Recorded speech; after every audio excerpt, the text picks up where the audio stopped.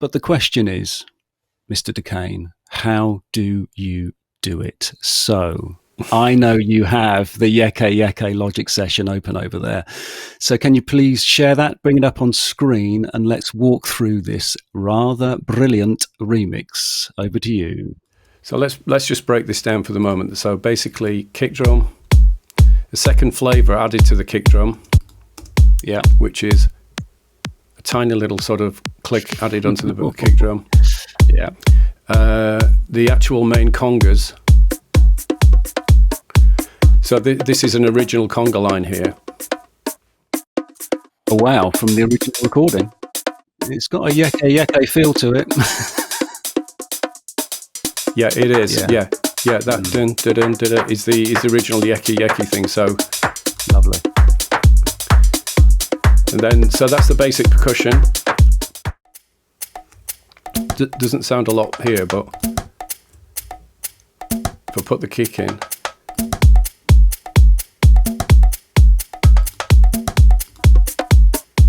so there's the interplay. There's the interplay between the original hard floor congas, which I've kind of adapted here, and the additional African percussion. So it's a chorus lift. Yeah. So there's your basic.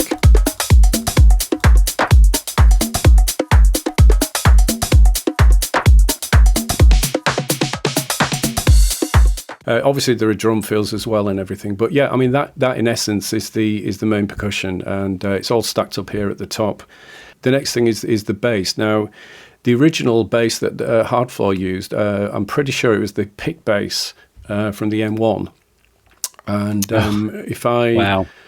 so I just replayed it. I've got the M1 sound itself.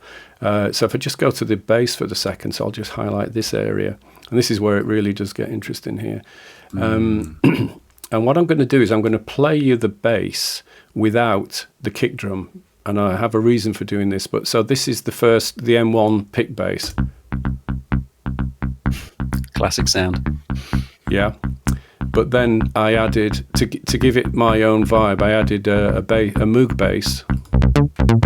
So it's... Oh, yeah. But if you listen to the way it's moving, it sounds bum ba da dum ba da dum ba da dum ba da dum, but totally on its own, it sounds nothing rhythmic. It sounds like a mess, to be honest with you. It's like, what is this, a dance record, or are we swinging around a party drinking beer in Germany at a festival? But as soon as I do this,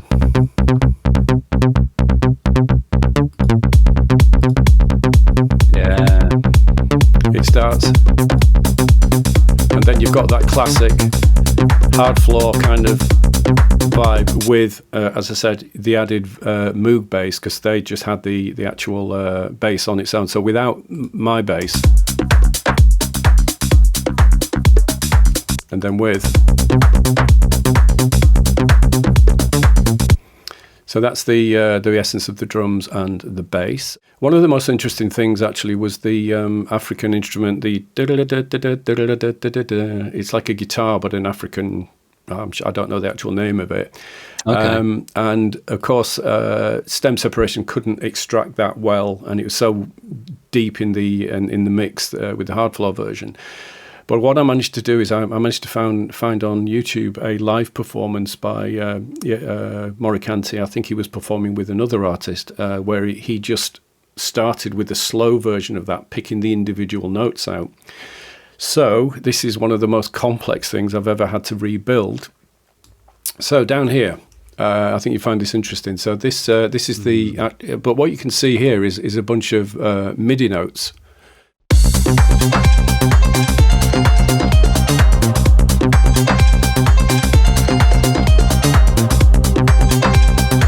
Right, so if I solo this,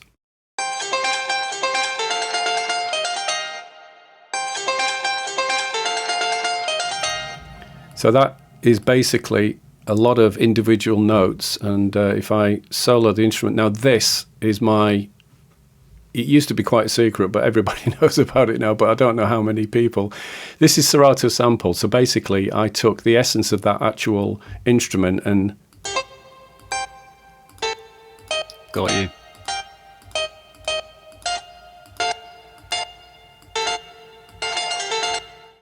So, but I had to rearrange something that he played very slowly to kind of rebuild that. So that's how this. And if you look at the MIDI notes compared to what's happening there,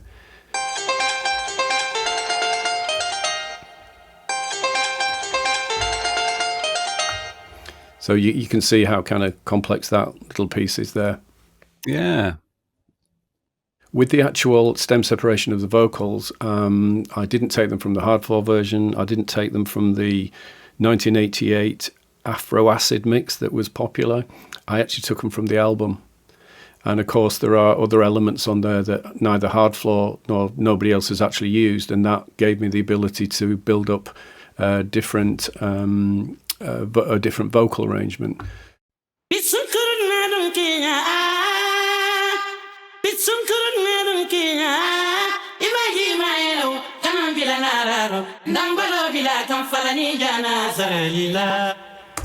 So that was the combined sort of vocal. There's a lot of work there. I mean, if you can see, there's a stack of processing on this. I won't go too deep on that. And then you've got the actual Yeke Yeke vocals, which are down here.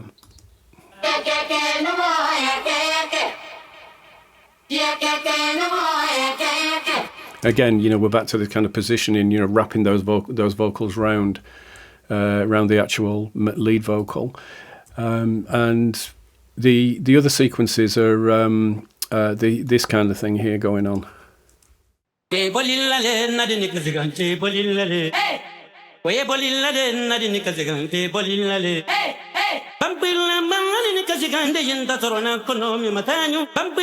And then there's this big break.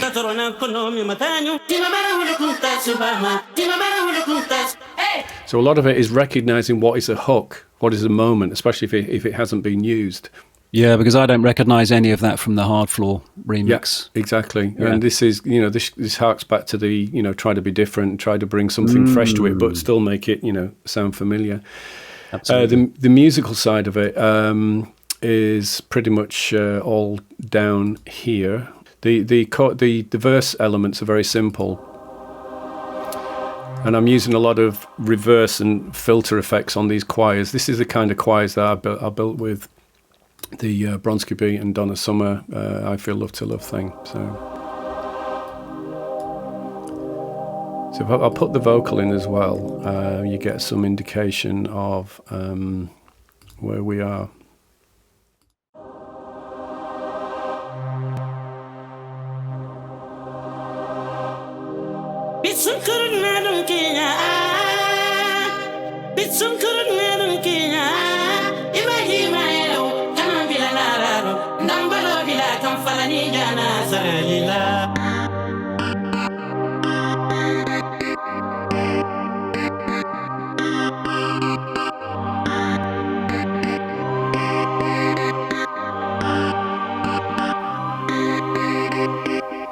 So they are I just love layering sounds and creating these warm, ethereal, haunting things. And I think they just fit so well with this particular track.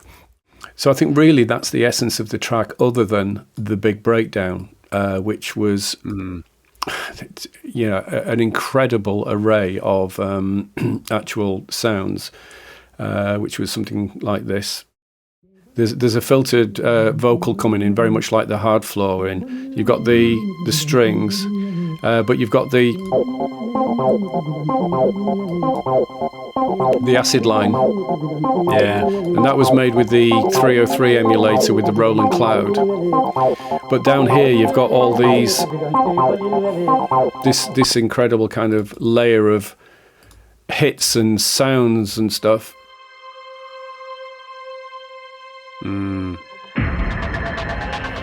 And then you've got the snare fills.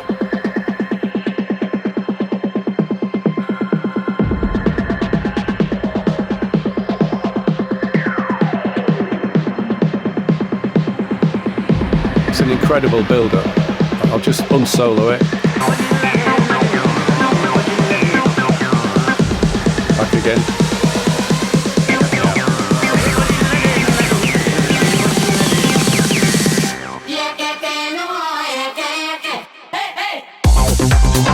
And then it's all guns blazing on the way back. Just to recap as well, the only bass thing I missed out to tell you about was the original, because there's two 303s interplay in here. That's the first entry of the bass, the 303. So that complements the. It's like a call and answer there. But it's a precise emulation of the original hard floor version. And of course, further down the line, the two are playing together.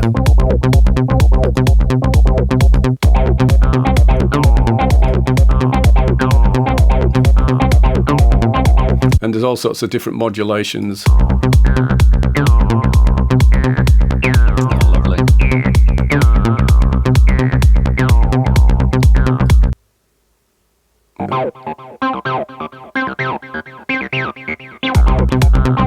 So there's a lot of moments that are, true to making a dynamic arrangement and timeline. I'm sorry I was jumping around with that a lot, but I kept clicking the wrong button on the wrong screen. But there's a lot to see and find.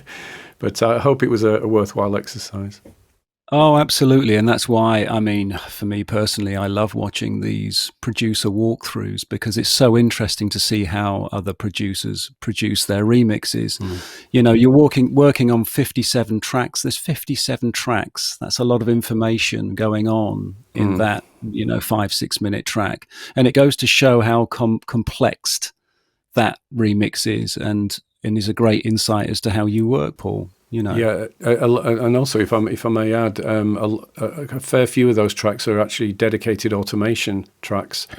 There's to control modulations, effects, flicks of effects, dips, mutes, sends, returns, goodness knows what else. There's a lot of kind of automation of things as well. So that care and attention is there to sort of, cherry pick certain moments and create those dynamic moments throughout the actual, the track, where the nuances may not be immediately, you might not be aware of the nuances, but something might just modulate or move, and it gives you that emotional reaction.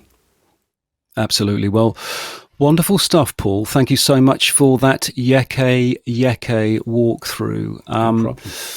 There it is, everyone. You have the inside scoop from the man himself. You know how Paul Dakeyne creates his production magic. These remixes are truly crafted, as you can see. Paul doesn't churn these out in a few hours. In some cases, they take him a few months. So on that note, all that's left to say is, I've been Justin Winks. The man in front of me is Paul Dakeyne.